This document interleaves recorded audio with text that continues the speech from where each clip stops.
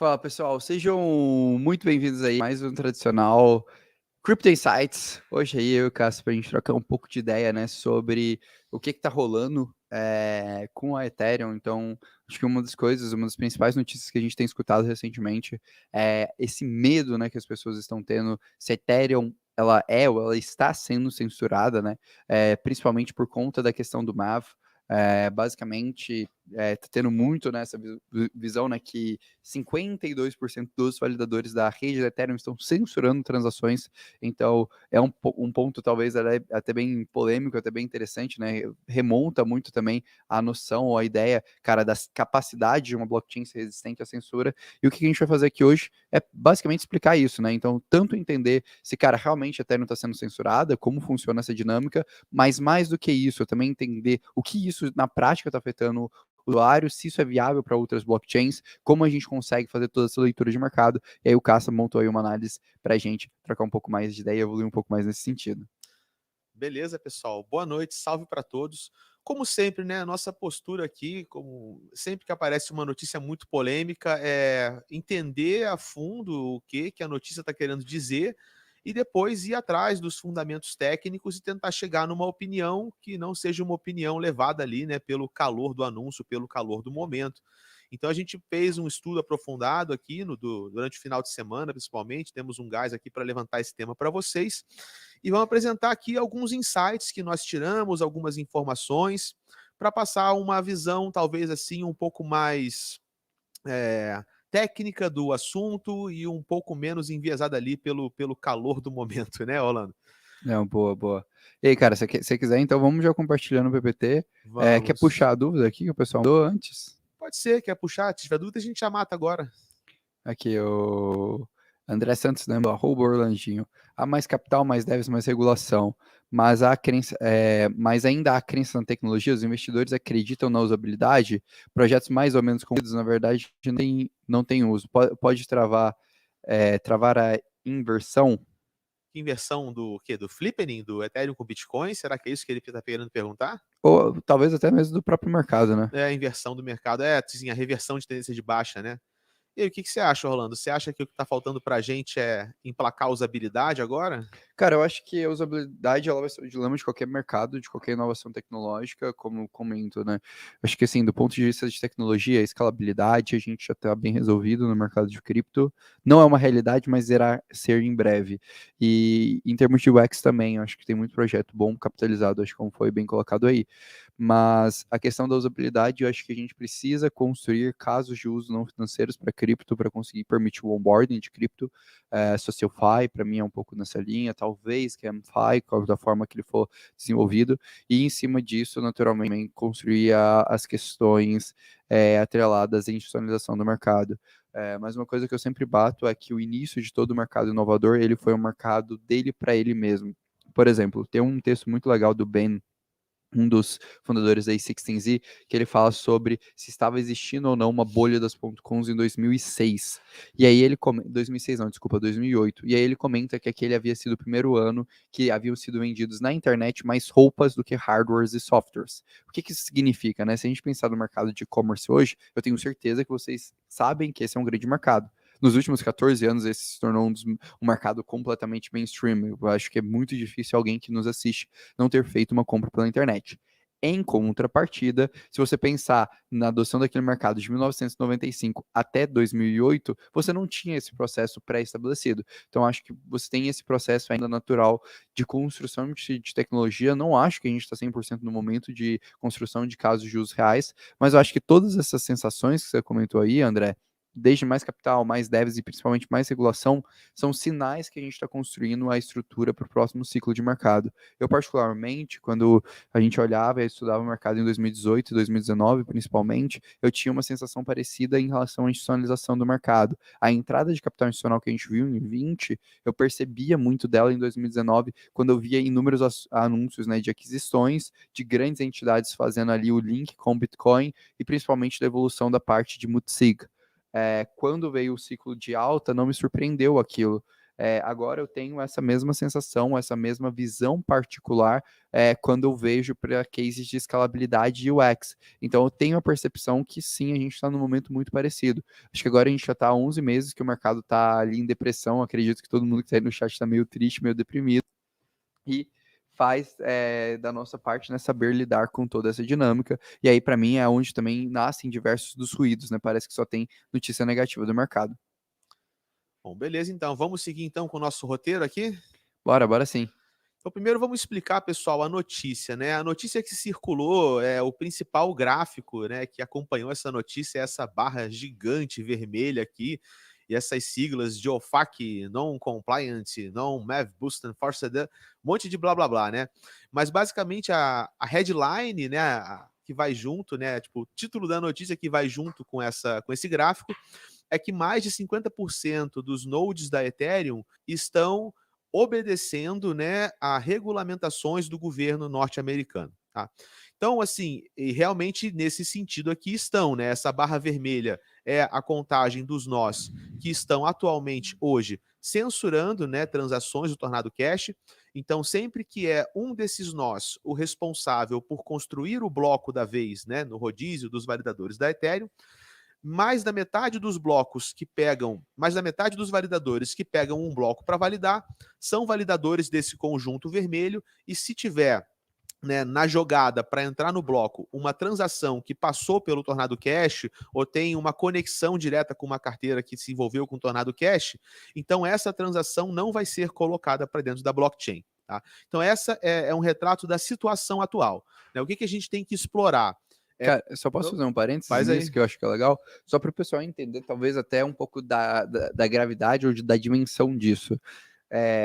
A gente sempre fala que você não tem como censurar uma blockchain, você não tem como censurar as coisas a nível de protocolo, porque teoricamente é algo descentralizado que os validadores fazem o que eles bem entendem. Então, por exemplo, quando rolou ali algumas questões com o Tornado Cash, muitas aplicações do mercado de cripto travaram o front-end, né? Então, o site que você interagia com o protocolo, mas a nível de protocolo, você continuava conseguindo fazer o que você quisesse com seus criptoativos. Não tem como o protocolo travar essa questão. Só que agora o que o Cássio está falando é que sim, isso está acontecendo. Na prática, o que está acontecendo? Imagina que eu recebi dinheiro do Tornado Cash. Quando eu vou tentar fazer minha transação não é executada. Não é posta no bloco. Por quê? Porque o validador se recusa a colocar ela ativamente. Mais da metade dos validadores se recusam, né? Então, se você der sorte do bloco da vez cair num validador que está do lado verde ou do lado cinza e a sua transação é do Tornado Cash, ela passa adiante. Se você caiu no bloco vermelho, nesse bloco atual você não vai, tá? Bom, primeira coisa, vamos só dar um passo atrás, né? O que é a OFAC, né? E o que é essa regulamentação? Né? A OFAC é a Agência de Controle de Ativos Estrangeiros dos Estados Unidos, né? E a determinação da sanção do Tornado Cash, né, veio desse departamento. Então, isso dita uma regra de que o Tornado Cash é um instrumento ilegal, usado para lavagem de dinheiro.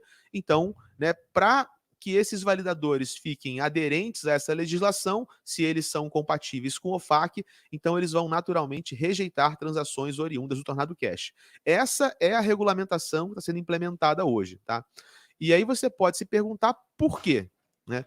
Por que os nós de uma rede que é descentralizada estão adotando essa decisão, estão sendo compliant, né? Estão sendo compatíveis com essa determinação?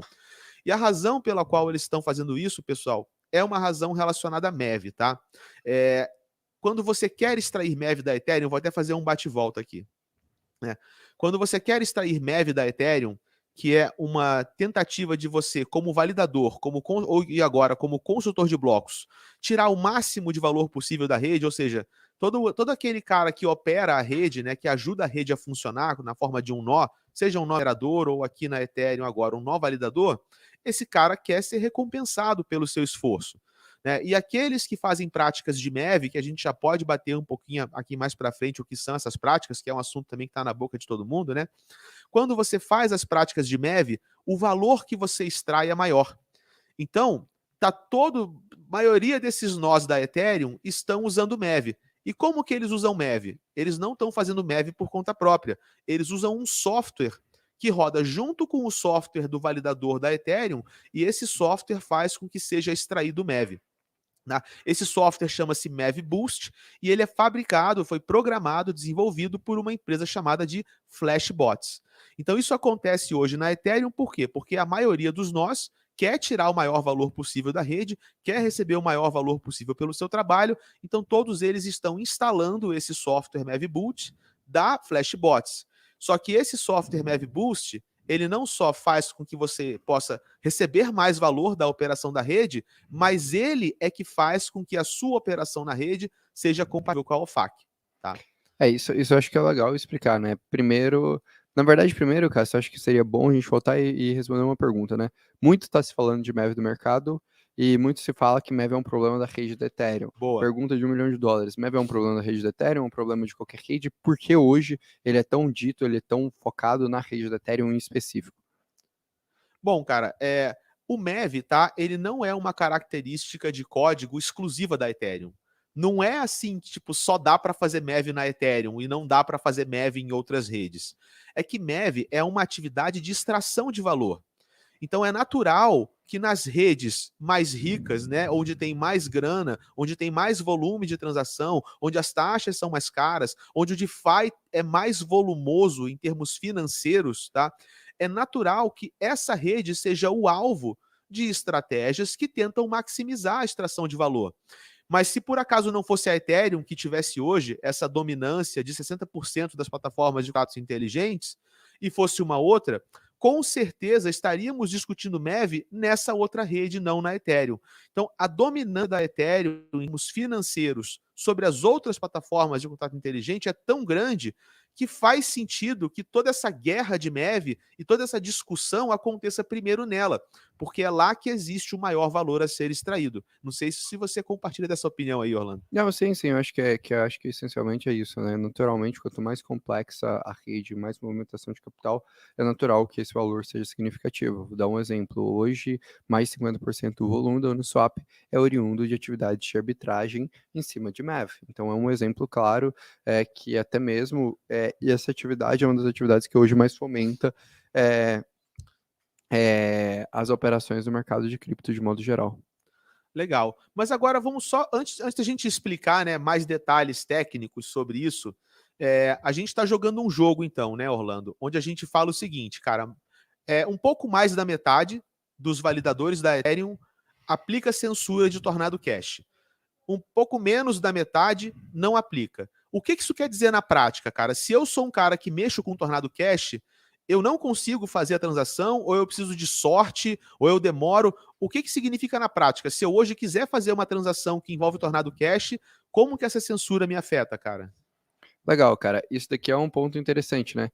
Que aí a gente remonta um pouco a estatística e é um pouco do que você está mostrando, que beleza, isso significa o quê? Vamos lá. Eu preparei uma planilha aqui, que eu acho legal de explicar, e a gente entender efetivamente o que a gente está vivendo agora. Então, vamos imaginar que, de fato, você esteja, né, fazendo uma transação que envolva ali MEV, né? Em que sentido? Cara, eu, Orlando, quero fazer uma operação aqui de, por exemplo, falar, cara, olha, eu quero fazer uma transação no Tornado Cash. Então, vamos supor que a gente está no seguinte cenário. O Orlando quer fazer um envio de capital para o K. Opa. Poxa, não vai dar para fazer o menos, o negócio não aceita. Bad. Vamos fazer assim, então. O Orlando quer fazer um envio de capital para o Casta, usando Tornado Cash. Então, beleza. Essa é a nossa situação. Eu e o Casta, a gente está fazendo essa operação aqui. O que significa, em outras palavras? Basicamente, que eu estou fazendo uma transação, vamos dizer assim, ilegal aos olhos dos Estados Unidos. Eu estou usando esse mixer, que é a OFAC, né, que é essa entidade ali dos Estados Unidos, que virou e falou, cara, isso para mim tem um alto risco de você estar lavando dinheiro para transacionar com uma outra pessoa aqui do mercado. Então, se eu fosse fazer essa transação hoje na rede do Ethereum, o que aconteceria na prática para essa transação ser concluída? Se eu fizesse essa transação, nos primeiros 15 segundos, que é o tempo de validação de um bloco da rede do Ethereum, eu teria uma probabilidade de 53% da minha transação não ser concluída.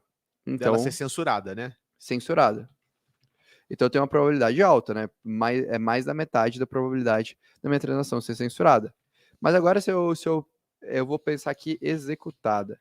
Qual que é a probabilidade de eu ter a minha transação executada? Naturalmente, é igual a 1 menos a probabilidade dela ser censurada, né? Então eu tenho 47% de probabilidade dessa transação ser executada. Então, beleza. Olhando para essa ótica, parece uma coisa ruim, certo? Certo. Mas qual que é o ponto?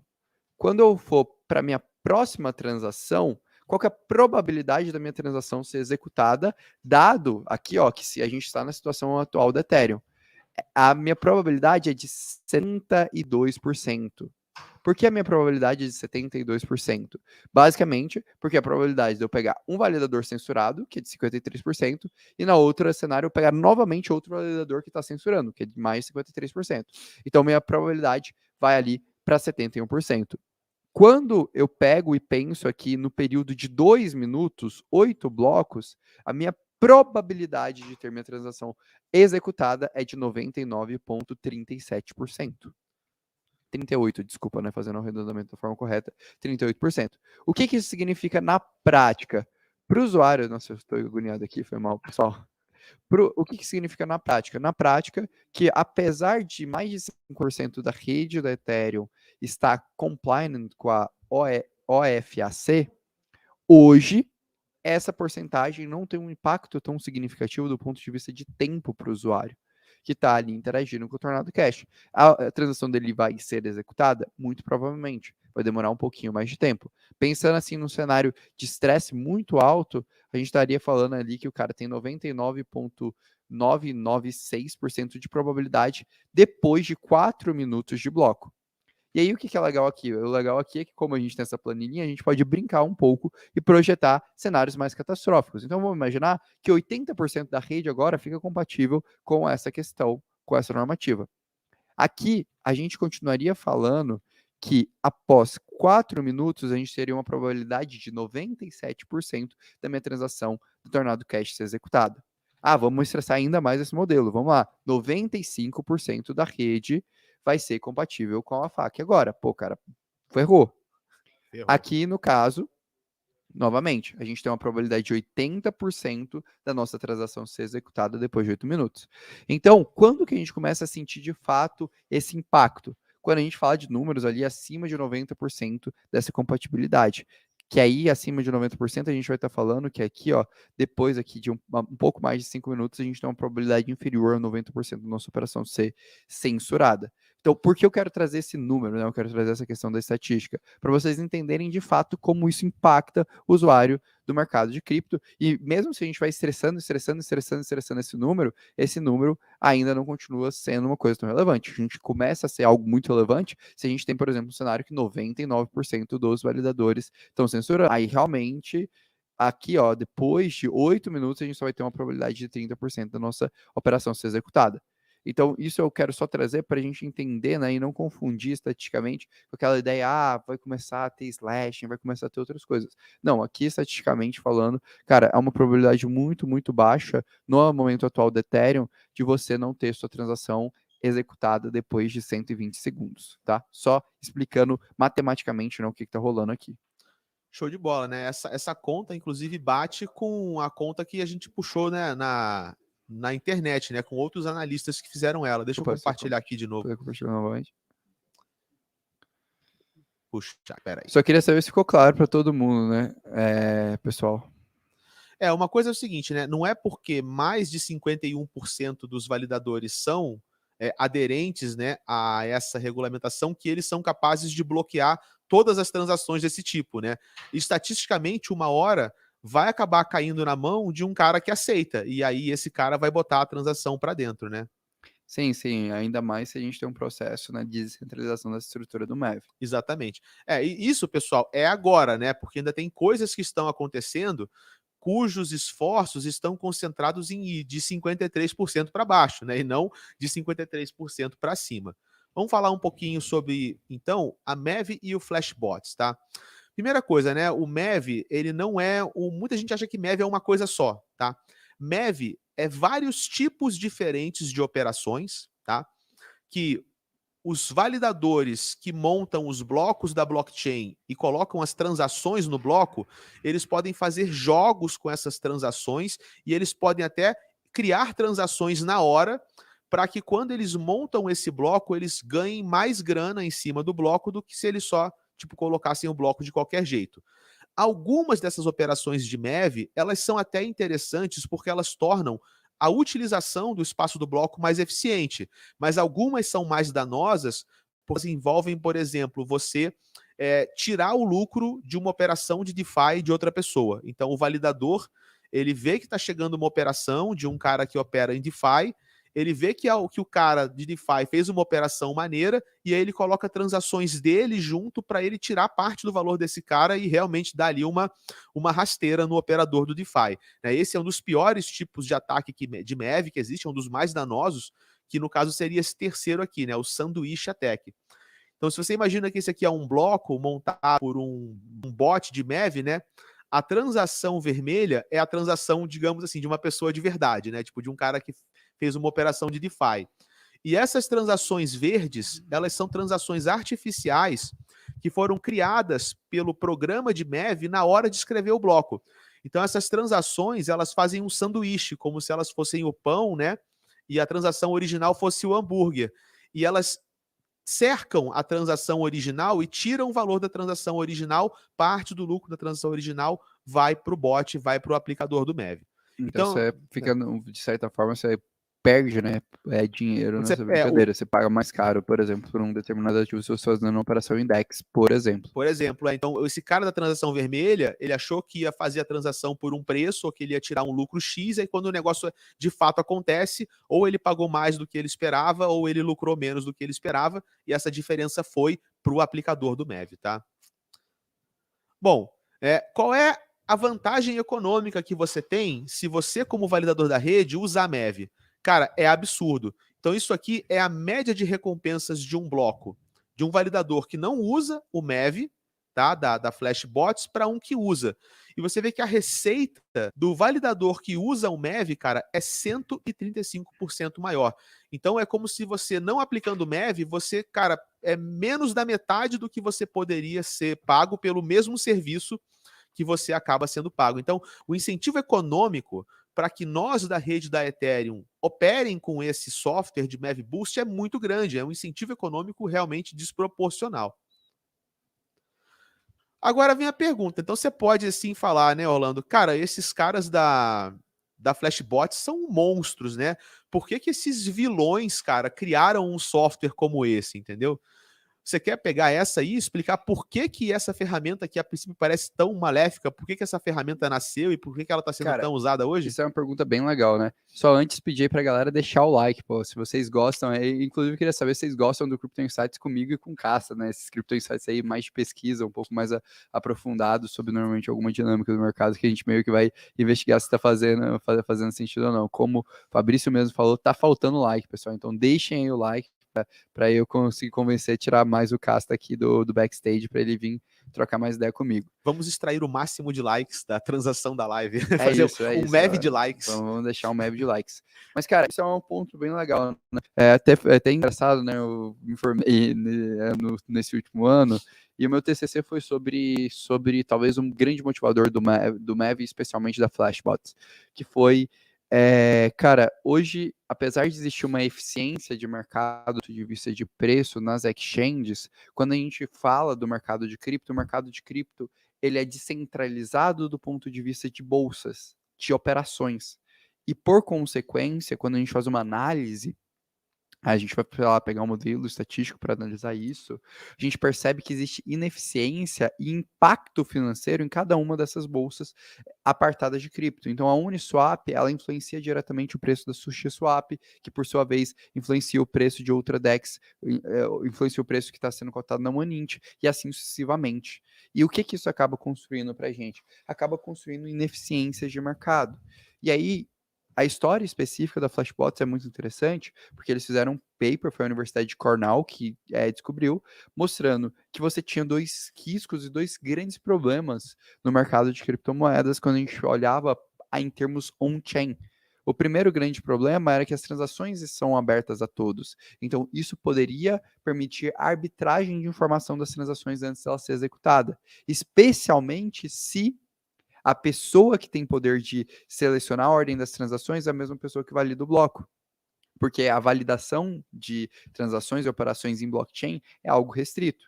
Imagine, por exemplo, a rede do Bitcoin. A rede do Bitcoin existem 4 ou 5 pools que validam a grande maioria das transações. Então seria como se só esses pools têm um poder de escolha de selecionar a forma que as transações vão ser operadas. Assim como, por exemplo, a rede do Ethereum, que também tem esse problema, que, sei lá, se a gente pensar, hoje existem 3, 4 pools, grandes pools, que seria Lido, Binance, Kraken, etc., que iriam nessa mesma dinâmica. Então, isso seria um problema muito grave.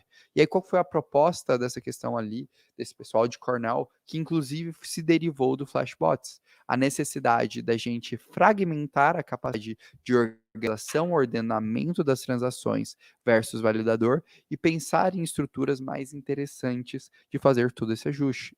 Então, a Flashbots, ela, por mais incrível que pareça, ela nasce numa cabeça de eu quero tornar a MEV mais democrático e permitir que todo mundo consiga desenvolver isso, e não viabilizar apenas para um conjunto restrito de pessoas que tem ali o capital financeiro para fazer a validação de uma blockchain, independente da blockchain que seja.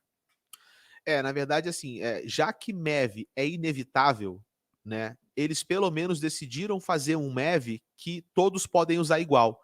Porque um MEV muito pior do que esse seria um MEV que 2 ou 3 mineradores criam e eles extraem muito mais valor da rede do que todos os outros. Inclusive, é até interessante, não sei se vocês sabem, pessoal, mas a Flashbots em si, hoje ela não monetiza esse trabalho. Né? A Flashbots não tira lucro dessa operação. Realmente a ideia deles foi, cara, antes que alguém invente um MEV privado, vamos colocar para o mundo um MEV público. E aí qualquer validador que quiser pode usar. Eles vão até abrir o código-fonte, né, daqui a algum tempo. Então, a missão da Flashbots, ela está dividida em 3 fases. A primeira fase do plano de ação da Flashbots é democratizar o acesso ao MEV. Então, eles fizeram o MEV Boost, que é um software que você baixa de graça, sendo um validador do Ethereum, você baixa e você instala, e você não paga nada para Flashbots por isso. Né? O segundo passo deles é fazer com que esse MEV que foi democratizado seja cada vez mais transparente. Então, eles estão cada vez mais explicando como que eles fazem o MEV, e o MEV deles é hoje o MEV mais eficiente, né, para que todos saibam como acontece. Eventualmente vão liberar o código-fonte.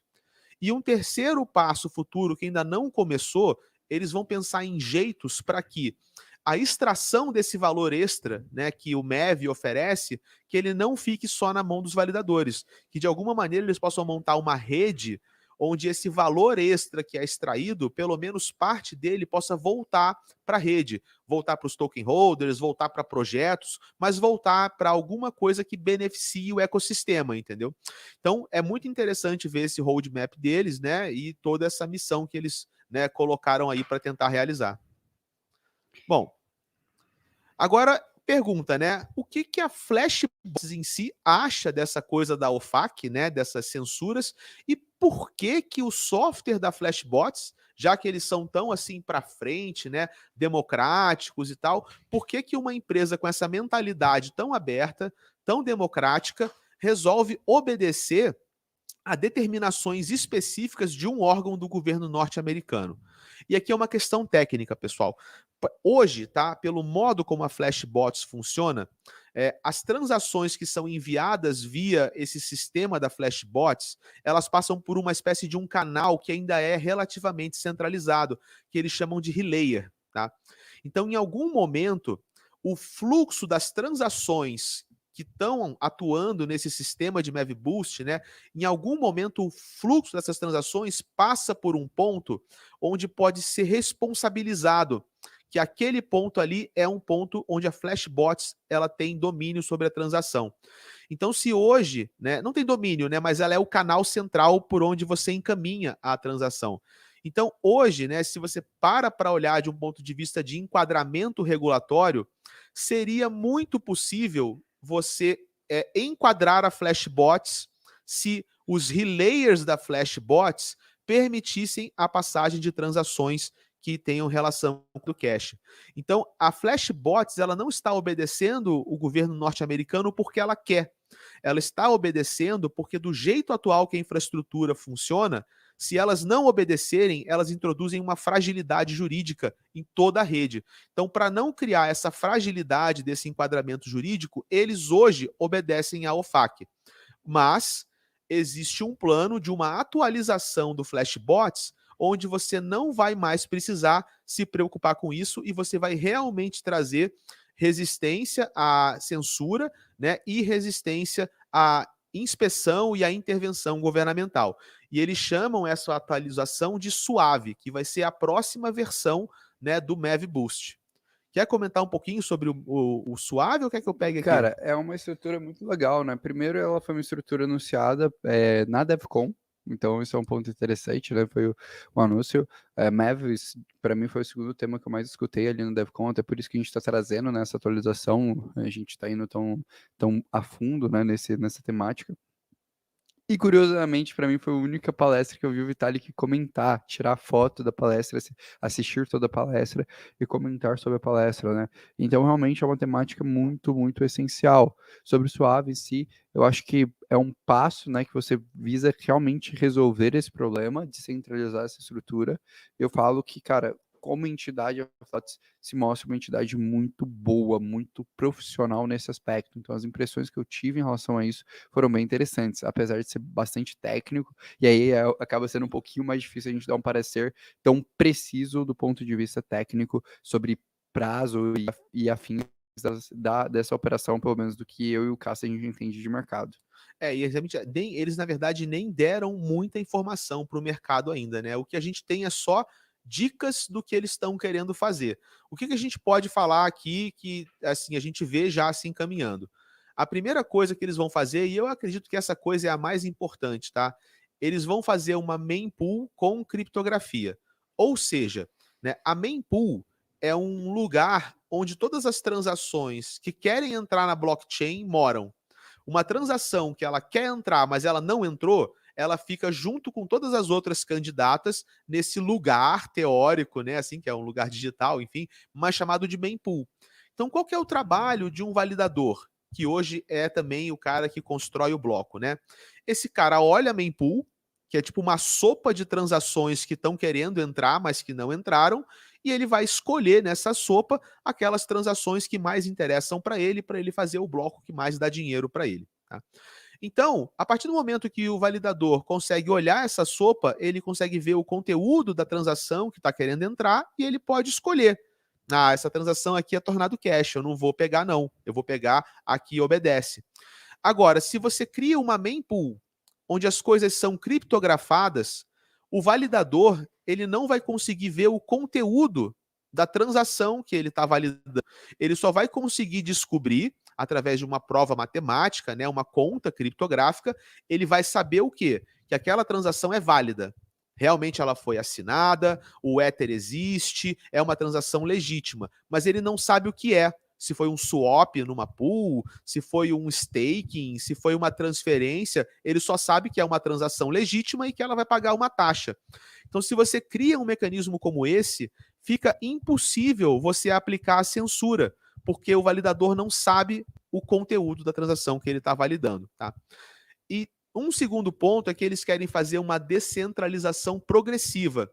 Do quê? Desses canais chamados relayers que concentram o fluxo, tá, da entrada das transações, né, na rede que opera com o Mav Boost. E por último, eles querem fazer o que eles chamam de uma virada de chave na descentralização dos block builders. Isso tem mais a ver com o roadmap futuro da Ethereum, que vai separar duas atividades que hoje são unificadas, né? A gente vai até falar um pouquinho com um pouco mais de calma no slide correto, mas só para dar o contexto, né? Hoje, como eu falei, o validador da Ethereum, ele olha a sopa de transações que estão esperando, ele monta o bloco e ele propõe o bloco e ele, inclusive, pode votar na validação do próprio bloco. Então, eles querem criar um novo cenário onde o cara que olha a sopa e monta o bloco não é o mesmo cara que pode votar para validar o bloco. Então isso cria um desalinhamento de interesse. Isso torna mais difícil essa estratégia do cara, pô, agora que é minha vez de escrever o bloco, eu vou montar o bloco que eu quero e já vou validar o meu bloco, né? O cara que monta o bloco não é o cara que valida. Então, vai ficar mais difícil você alinhar os interesses para fazer alguns tipos de extração de MEV que são mais danosas. Tem também algumas novidades da Ethereum, acho que aí o Orlando pode falar um pouquinho também, que também vão atuar na melhoria da coisa do MEV e que não são nem da Flashbots, né? São iniciativas externas, né? Uma delas é essa aqui da Chainlink. Não, cara, isso é bem legal, né? Que um cara que vem também de Cornell é o Ari Julius, que é o principal researcher de Chainlink da atualidade. E eu tive a oportunidade, né, de assistir justamente essa palestra, que foi a palestra que ele explicou de forma mais aprofundada sobre o Fire Sequence Service, que basicamente é uma estrutura em que você usa uma rede centralizada de oráculos para criptografar mempool e organizar as transações e depois passar para os validadores. Então, também é um outro ponto de um outro grande protocolo de cripto da atualidade que está atacando. E aí eu acho que isso é onde que vale um destaque, né?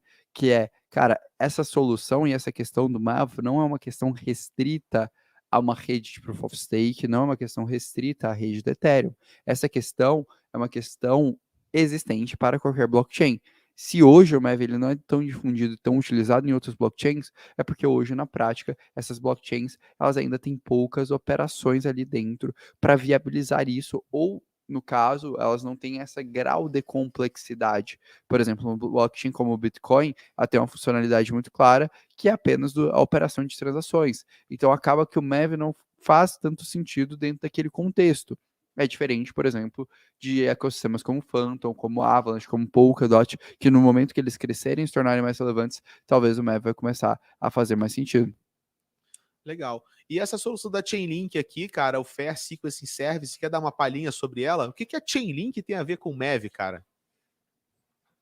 Cara, a Chainlink, basicamente, ela é uma entidade de infra, né? E MEV acaba passando por um questionamento de infra. Então acaba que surge essa dinâmica da gente olhar isso como uma oportunidade de produto e principalmente, cara, eu acho que também entra um pouco do ethos da Chainlink. A Chainlink, na visão delas, ela vê uma coisa que é, cara, se a gente não resolver o problema do MEV, o MEV ruim, o MEV do sandwich attack, o MEV do front running, a gente não vai evoluir do ponto de vista de DeFi. Hoje, como esse é um grande mercado para Chainlink, isso se torna um problema bem grave do ponto de vista de posicionamento de empresa e crescimento. Beleza, legal. Nesse software particular, né, a Chainlink atuaria como um player independente que ajuda a montar o bloco, né, sem aplicar o MEV tóxico, né? Então você teria que montar uma infraestrutura de operadores na Chainlink que faz essa ordenação e como eles não são os validadores, eles não conseguiriam extrair o MEV para si mesmos. Então eles não têm o incentivo econômico para praticar alguns tipos de MEV, entendeu? Também seria bem interessante. Outra coisa que vai chegar, isso é mais para frente, tá? É uma novidade da Ethereum chamada Ethereum Proposer Builder Separation, foi o que a gente comentou mais cedo, onde eu separo o ator que monta o bloco, né, a partir da mempool, como eu falei, né? Você tem aqui, ó, Ethereum Network Mempool, que é aquela sopa de transações que estão querendo entrar.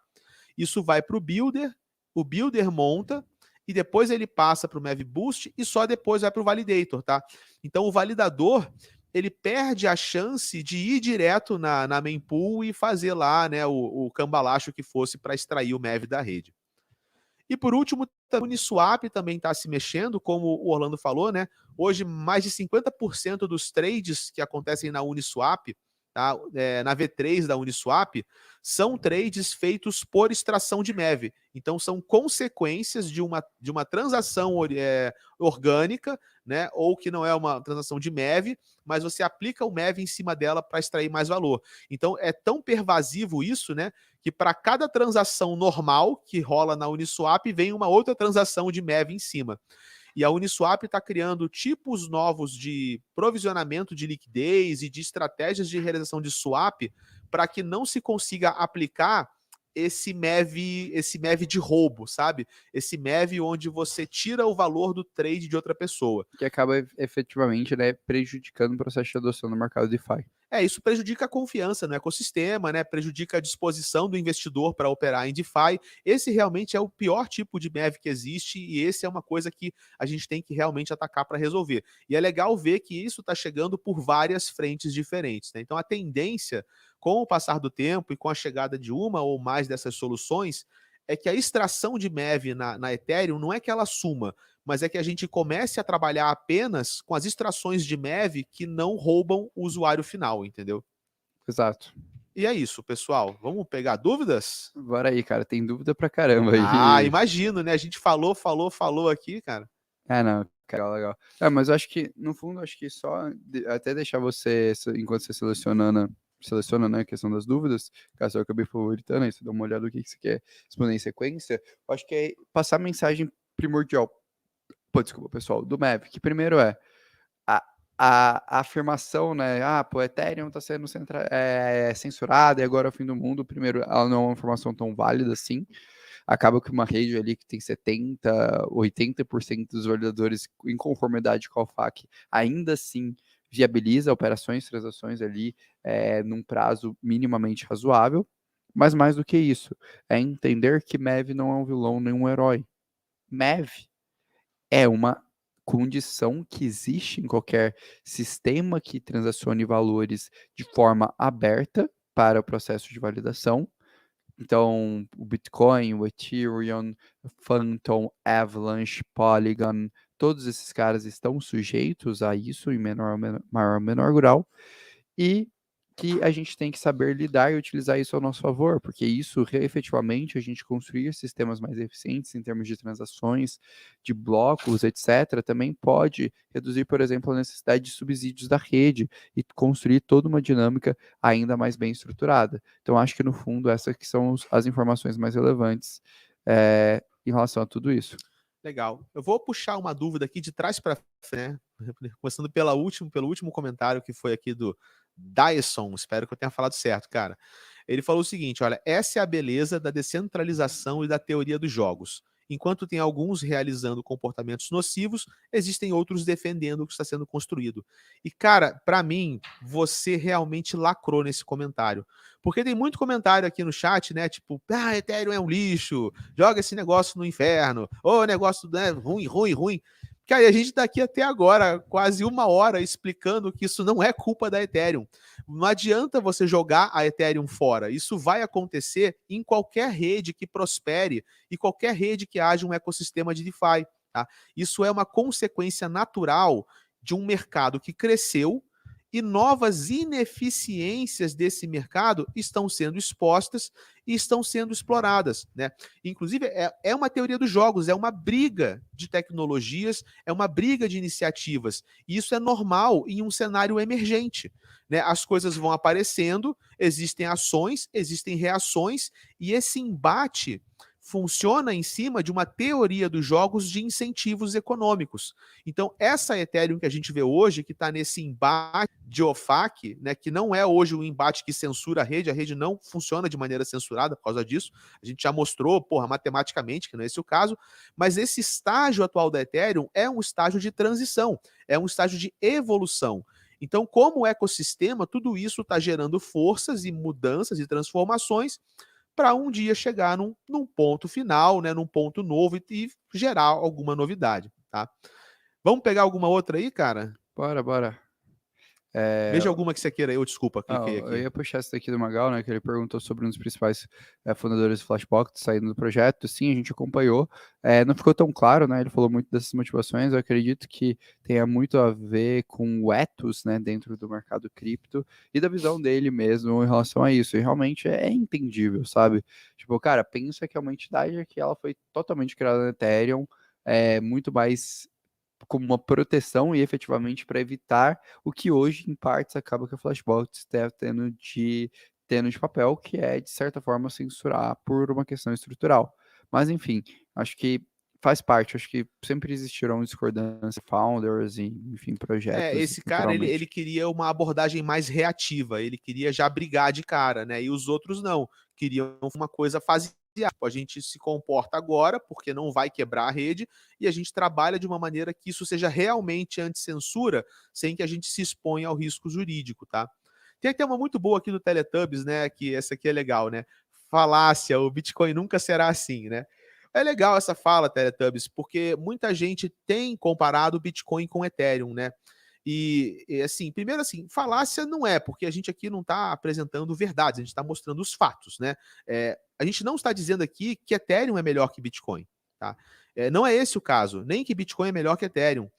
São coisas diferentes. O Bitcoin não é uma plataforma de contratos inteligentes. Então, o Bitcoin não tem um ecossistema de DeFi, com swaps, com alavancagem, com um monte de coisa. As pessoas carregam, cara, na sua mentalidade de investidores, tá? Os valores morais da raiz cypherpunk que gerou o Bitcoin. Então as pessoas investem pela capacidade do ativo de ser uma moeda de resistência, uma moeda de briga contra o establishment, contra o governo, contra os bancos, poder para o povo e tal. E isso é uma justificativa para você escolher Bitcoin em vez de Ethereum. Ethereum nunca vai ser essa moeda de resistência. A Ethereum não é a herança de uma mentalidade cypherpunk, onde você acha que a sua rede, depois de um dia, vai hiperbitcoinizar o mundo e vai derrubá-la.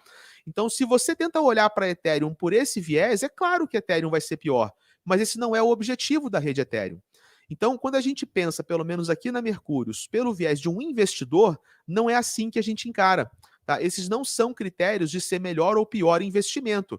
Mas se você vai dizer sim, Casta, eu quero comprar a moeda que é a resistência final, é o meu ultimato para brigar com os governos e derrubar o dólar e criar um mundo futuro ideal, utópico, anarcocapitalista, cara, claro, vai de Bitcoin, ou até vai de Zcash, porque ainda é tipo um fork do Bitcoin que a transação é privada. Mas não é essa a mentalidade que a gente usa para encarar e para filtrar. Então, quando a gente fala sobre melhor ou pior, ou falácia e tal, você tem que primeiro decidir qual que é o ponto de vista que você está usando. Então, só para deixar isso claro, né? A gente não está querendo dizer que Ethereum é melhor que Bitcoin quando a gente explica os fatos por trás dessas notícias todas. Vai É. puxar uma aí, cara? Não ia puxar mais essa questão na pergunta sobre rentabilidade dentro da rede Solana. Então, sim, pode ser rentável, mas a Solana agrega algumas complexidades, né, dado velocidade de funcionamento, processamento dos validadores, etc. E acaba que ainda não existe um volume tão grande na Solana a ponto de existir esse incentivo. E quanto à questão se seria viável no Bitcoin, cara, hoje no Bitcoin não faz sentido você construir operações de MEV de modo geral, porque você realmente não tem operações complexas em cima disso. Show, beleza. Aqui no Magal, né? Se eles não ganham nada, né? Como eles fizeram funding. Então, na verdade, eles fizeram funding, cara. Só que o funding que eles fizeram foi o quê? Eles levantaram dinheiro com partes que estão interessadas em resolver o problema do MEV na Ethereum. Mas eles não levantaram dinheiro com token ou não levantaram dinheiro de pessoas e usuários finais porque eles não querem sobreviver disso. Eles não tiram dinheiro do lucro que a operação de MEV gera. Mas eles são uma empresa, cara. Eles precisam pagar os programadores, as pessoas precisam comer, tem família, tem que ter o incentivo econômico para criar o melhor produto. Isso também é uma coisa que remete a uma mentalidade muito cypherpunk, onde você programa o Bitcoin por amor, por altruísmo, pelo idealismo. E isso só movimenta o mundo, infelizmente, pessoal, até certo ponto. Tá? Então, no caso deles, eles são uma empresa e eles têm grana, mas a grana veio desses acordos com players que querem ver o problema do MEV solucionado, entendeu? E não de usuários finais que estão achando que vão investir neles e vão comprar token, vão flipar alguma coisa, tá? Assim, não é que eles trabalham de graça, tá? É que eles não extraem a sua receita do produto que eles desenvolveram, Sim. justamente para não ter o conflito de interesse. E outro ponto que eu acho que é legal destacar aqui nesse caso específico do Flashbot é que existe um incentivo muito grande de players do mercado de modo geral, desde players DeFi como players CeFi, de solucionar a questão do MEV. A questão do MEV, ele pode tanto ser um benefício, quando a gente pensa do ponto de vista de validadores, redução de construir, né, uma melhor recompensa de uma blockchain, quanto um malefício quando a gente pensa no processo de expansão de adoção desse mercado. Show. Tem uma aqui boa de um Pro, né? Salve, Carlos, nosso Pro Member, cara, bem-vindo à live. Ele fez uma pergunta: se é possível no top 20, né, que é a nossa carteira de ranking, né, a gente usar a regularização como um pilar, como um fator de avaliação. Cara, com certeza, Carlos, mas a gente só vai conseguir fazer isso depois que tiver clareza regulatória. Porque como hoje a gente não tem certeza sobre como essa regulação ela acontece, a gente estaria simplesmente avaliando um critério que a gente não tem base nenhuma. Então, enquanto é uma incerteza igual para todos. E aí não faz sentido a gente bater isso ativo a ativo. Tem alguns que a gente dá uma puxada na parte de segurança. Então, por exemplo, projetos que tentam fazer pagamento de dividendo, como SNX e GMX, esses a gente dá uma penalizada na segurança porque eles estão flertando muito forte com a regulação. Mas, no geral, a regulação só vai virar um pilar, um critério de análise, que tiver clara o suficiente para ser analisada. E dentro da nossa análise, ela acaba permeando, né? Principalmente quando a gente fala de modelo de negócio e time, até mesmo da compreensão da forma que o projeto lida e se posiciona, que acaba que a gente acredita que, e talvez é uma visão um pouco diferente, né? De uma visão de algumas pontas de ethos cripto, que é, cara, a gente acredita em um mundo que cripto vai se tornar mais, vamos dizer assim, regulado. Vai ser um processo natural. Eu acho que não existem indústrias grandes que não foram reguladas ou que não estão sofrendo esse processo ou não sofrem uma pressão muito grande nisso. E por consequência, acaba que isso é um critério até de certa forma positivo, a depender da forma que o projeto faz isso e lida com isso dentro do seu roadmap, dentro do seu modelo de negócios. Ó, legal. Essa aqui é boa também para a gente aproveitar para esclarecer, né, do Wellington, que validador fora do Proof of Work é centralizado. Então, só para ficar claro aqui para o pessoal, né, a gente explicou tecnicamente, mas vale a pena reiterar. Cara, isso não tem a ver com o mecanismo de consenso, cara. Essa questão em particular, tá? Tem outras, mas essa em particular, da OFAC, da censura, né, do Flashbots, do MEV, nada disso tem a ver com o fato de ser Proof of Work ou Proof of Stake, tá? Porque a dinâmica do Proof of Work, o Proof of Stake, ela serve apenas para você decidir o quê? Qual que é o próximo operador da rede que vai escrever o bloco. Então, se eu tivesse uma rede Proof of Work, tá, que fosse extremamente rica, que suportasse contrato inteligente, que tivesse também operações de MEV acontecendo, essa rede também estaria sujeita ao MEV, também estaria sujeita à mesma dinâmica atual da Ethereum.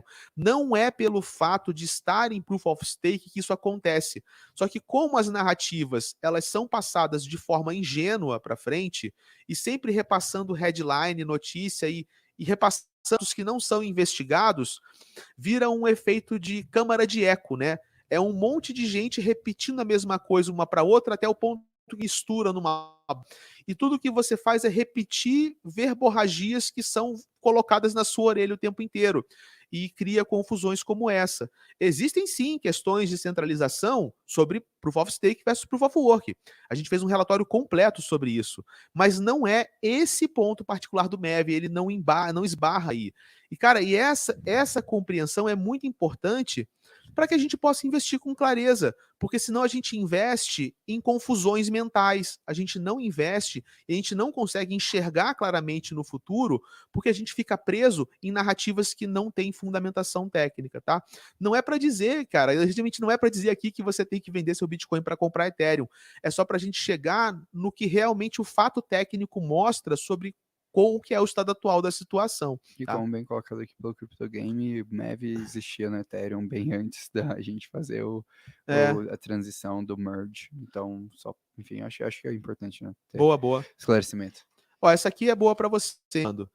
O Franklin Mendonça, que participa bastante com a gente também aí, cara. Boa noite, Franklin. Falou que a Uni vai sair da Ethereum para ir para ZK Sync. Quer saber o que, que significa isso aí na A prática Uni para ela não vai nós? sair da Ethereum para ir para ZK5, pessoal. A Uni vai se permanecer na Ethereum, até foi interessante, né? A gente perguntou para a COO da Uni quando a gente estava lá na DevCon, na verdade na Polygon Connect, o evento pré-DevCon, e ela falou: olha, a Ethereum hoje é o ecossistema que mais representa nossa receita, é o ecossistema que a gente quer ficar, o foco nosso vai ser EVM, e na Ethereum e nas todas as estruturas EVM, Mas, basicamente, como a ZK Sync é uma solução extremamente compatível com a EVM da Ethereum, vai ser a primeira solução de ZK EVM, etc, etc, etc, faz um sentido e é um passo muito natural essa o código da Uni, além de estar na Ethereum, também estar na ZK Sync. Inclusive, acredito que quando a gente tiver o lançamento, por exemplo, de uma Polygon, ZK EVM, etc., a gente vai ter um processo de migração ali das principais soluções compatíveis com a rede do Ethereum que compartilham essa visão da rede do Ethereum, como a gente teve com a Arbitrum e Optimism também. Então, não, pessoal, a Uni não irá sair da Ethereum, ela só irá também adicionar seu código na ZK Sync, assim como ela fez com a Arbitrum, com a Optimism e com o Polygon. Legal. Só para a gente dar um break aqui, né, das comparações entre uma e outra, vamos fazer uma pergunta mais tangente aqui do Andy Irons, também nosso perguntador assíduo. Sempre legal ver suas perguntas, Andy. Ele está perguntando o seguinte: por que cripto ainda está tão distante de uma UX, né? Que é assim, o UX é o quê? É a facilidade do usuário mexer no mundo cripto, né? Por que essa facilidade ainda é tão complicada? Por que o negócio não ficou fácil? A gente tem tantas tecnologias, né? Ainda é difícil interagir com cripto. Por que está demorando para ser fácil mexer em cripto? Essa é a primeira pergunta, né? E dessa forma será difícil ser largamente adotado, né? Então, o que falta aí para os programadores decidirem que chegou a hora de fazer cripto ficar fácil, Orlando? Pô, isso é uma pergunta muito legal, né, cara? E a resposta sincera dessa pergunta é: cripto não era relevante. Parece contraintuitivo pensar assim, porque agora todo mundo fala de cripto de certa forma, né? O Brasil, inclusive, foi o país que mais avançou no processo de adoção de cripto. Saiu um relatório recente da Chainalyst mostrando isso. Então, pô, é natural. Acho que até a nossa bolha de cripto acabou se expandindo de uma forma muito curiosa. Mas por que eu quero dizer isso? Se você pensar em cripto em 2017, não existia usabilidade para cripto. Não existia sentido em você expandir tanto usabilidade, porque praticamente não existiam aplicações, tirando ali talvez o Bitcoin, que era uma aplicação consolidada, de resto a gente não tinha aplicações. E isso, naturalmente, resulta nos incentivos do ponto de vista econômico. Então, quando a gente começa a discutir usabilidade de cripto, especialmente pós o ciclo DeFi de 2020, então a gente ainda não teve tempo para ter esse processo de amadurecimento. O que eu posso te falar, cara, que todo mundo que eu convivi na DevCon, na SmartCon, na Permissionless, com as pessoas que eu conversei, que, por exemplo, têm contato com fundos de investimentos de venture relevante, como Framework, Pantera Capital, que estavam, inclusive, nos contatos desses caras, enfim, que acabam tendo um deal flow muito forte de ver projetos, já tem como quase uma certeza que o UX de cripto vai ser resolvido agora, no próximo ciclo. Então a gente está muito bem encaminhado, só faltava incentivo econômico, agora a gente já tem incentivo econômico, então para mim é mais um detalhe. Por exemplo, o fundraising da Uniswap de mais de 160 milhões de dólares foi todo baseado nessa tese. Legal. Tem uma pergunta boa aqui também é um nosso participante assíduo nosso, dá um salve para ele, o Bruno Criptocria. Você vê que a gente começa a conhecer o assinante quando a gente sabe o nome dele e o nome não está no username, né? Fala, Bruno. Bruno está perguntando aqui, cara, isso não pode expulsar os usuários criptonativos da rede da Ethereum? A gente já explicou o seguinte, pessoal. Hoje a Ethereum não consegue censurar a transação do Tornado Cash. Ela consegue atrasar a transação ali da faixa dos 15 segundos para no máximo 1 minuto, 4 minutos, no pior dos casos, tá? Então, 4 minutos você já teve aqui. É o pior cenário, né? Deixa eu pegar aqui. Por 4 minutos você falou. Cara, em 2 minutos a probabilidade é 99,4. Então, no máximo. Se você for falar, ó, vai. Ó, 99,9999999. 5 minutos, cara. 5 então, minutos cara, você tem uma. Você tem relevância na. Deixa eu ver qual casa decimal. Você tem relevância na 4ª casa decimal. Ou seja, se você fizer uma transação de Tornado Cash hoje, na rede da Ethereum, e essa transação demorar mais que 5 minutos, cara, joga na cena. Porque você realmente é um ponto fora da curva estatística absurdamente grande. Mas esse atraso, Orlando, não, ou talvez. Na cena tem que ir um pouquinho mais. Tem um pouquinho mais? Quanto eu precisaria esperar para ser jogado para fora para poder apostar na Mega Sena, cara? Caralho, não. Curiosidade aqui. Eu não sei. Deixa eu ver a significância estatística da Mega Sena. Tá, enquanto você faz a matemática, eu vou responder o Bruno, tá? Enquanto você fuça os números. Bruno, é o seguinte, então digamos o seguinte, hoje, na prática, a censura não acontece. mas existe uma sombra, né? Existe tipo um espectro pairando. Meu Deus, o medo da regulação, né? O medo da intervenção do governo na blockchain. Bom, cara, eu não acho que hoje isso expulsa usuários, tá? Eu acho que isso pode dizer algumas pessoas que são mais degen, eu acho que as pessoas que são degen e pessoas que já são muito cypherpunks e tem muito ethos cypherpunk, essas pessoas seriam incentivadas a sair da rede. Mas essas já são o perfil de pessoas que não vão operar na Ethereum. Então, no geral, para o público da Ethereum hoje, que está se voltando para capital institucional, para grandes players, para super protocolos como o Aave, como o Uni, eu não acredito que esses caras enxerguem isso como um problema. Pô, e pode parecer, cara, assim, pode parecer heresia, né? Porque às vezes parece que descentralização é uma questão religiosa. Mas a gente está vendo que é possível que uma blockchain opere como blockchain, tenha dApps, tenha explorador de blocos, tenha contratos inteligentes e se adeque a algum tipo de regulação. Se você imagina que talvez o futuro, por mais que a gente não goste, tá? Imagina que o futuro se concretiza onde existe uma unificação de mercados tradicionais e mercados descentralizados e a gente acaba esbarrando aí num futuro semi-descentralizado. Ele teria essa cara. A gente não tem como dizer que o futuro não vai ser. Tem que estar aberto para qualquer possibilidade, cara, porque nós somos uma raça humana em evolução e tem várias forças que estão agindo nisso que tem de hoje como um movimento cripto e como talvez seja o possível futuro de cripto. Então, uma coisa é o que você idealiza, uma coisa é o que você sonha, e outra coisa é o que pode acontecer na realidade, né? Então, possivelmente, para alguns players que são mais conservadores, eles estejam olhando a Ethereum com bons olhos agora, né? Estejam mais dispostos a investir grana nela por ver que ela pode ser aderente a uma regulação.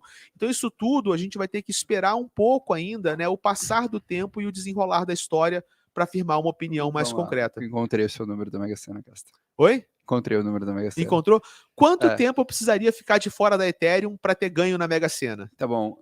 Estatisticamente falando, para você ganhar na Mega Sena, a sua probabilidade é 1 sobre 50 milhões 63.860. Que dá quantos minutos? Que dá, com 53% dos validadores, 8 minutos. Então, traduzindo a linguagem, né? Se você fizer uma transação de Tornado Cash e essa transação demorar 8 minutos ou mais para ser aprovada, é a mesma chance de você acertar a Mega Sena com uma única jogada. Só para vocês terem noção do tamanho, da dimensão do problema, tá? Então, cara, se você botou uma transação de Tornado Cash hoje na rede e ela demora 8 minutos ou mais, vai, desce do seu prédio ou vai na rua e joga na Mega Sena, porque você realmente é um ponto fora da curva. Tenta aproveitar aí essa bizarrice estatística para o seu favor também. Quer puxar mais alguma, cara? Tem dúvidas novas, né? Caraca, velho, mas pô, foi um comparativo legal agora. Foi legal, eu gostei tô me desse, divertindo cara. desse Pô. aqui. Aqui eu tô vendo qual que é o número aqui, o máximo que a gente chega, peraí. Ah, só complementar aqui, ó, ele não tá... Ah, isso é... Pô, desculpa, Bruno. O Bruno tá falando do tipo de MEV que rouba DeFi. Tá, beleza, Bruno. Esse tipo de MEV, cara, ele é muito tóxico, ele é muito pernicioso, mas eu tenho certeza que esse é o primeiro tipo de MEV que vai ser resolvido. Porque isso pode ser resolvido no nível de protocolo, entendeu? As DEXs podem resolver isso mudando a maneira como seus pools de liquidez funcionam. Então, esse aí deve ser o primeiro tipo de MEV a cair, tá? E se ele não caísse, com certeza isso pesa contra o futuro do DeFi, tá? Só tava brincando aqui com o cálculo, só para ser mais assertivo, 7 minutos, na verdade. 8 minutos já é bem mais improvável. 8 minutos ou... 7 minutos... 7 minutos. 7 minutos. 7 minutos. 28 blocos, estatisticamente falando, se você tem uma censura de 53% da rede do Ethereum, a probabilidade de você ter sua transação não executada, enfim, com qualquer outro protocolo que vá contrário, né, às normas do OFAC, é a mesma da Mega Sena.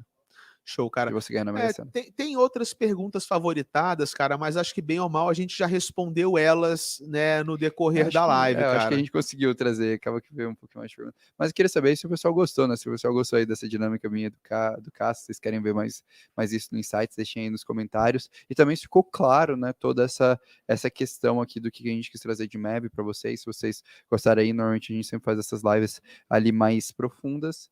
E se a resposta for sim, pessoal, não esquece de deixar o like, não esquece de se inscrever no canal, né? A gente tá com a meta ali de tentar bater 100 mil pessoas até o final deste ano. Então, pô, se vocês gostaram, compartilhe esse vídeo com o amiguinho que quer entender um pouquinho mais de MEV, quem quer ir ali nesse estudo um pouquinho mais aprofundado, que sempre essa aqui é a nossa função, nosso objetivo, trazer o melhor conteúdo da melhor forma possível para vocês. Então, espero que vocês tenham gostado do conteúdo, pessoal. Um grande abraço e até logo. Valeu.